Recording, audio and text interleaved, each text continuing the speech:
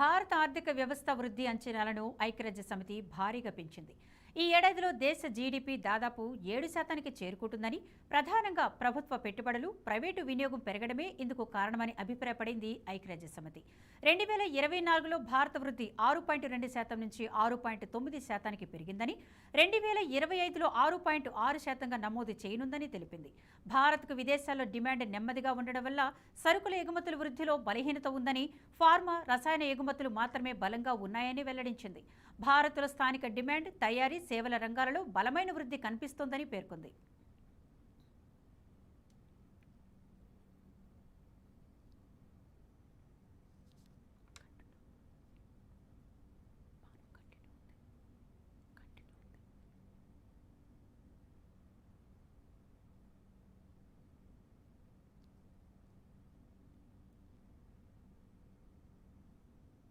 ఇదే సమయంలో దేశీయంగా రిటైల్ ద్రవ్యోల్బణం 2023లో ఉన్న 5.3% నుంచి ఈ ఏడాది 4.5%కి దిగివచ్చే అవకాశాలు ఉన్నాయని తెలిపింది ఐక్యరాజ్య సమితి.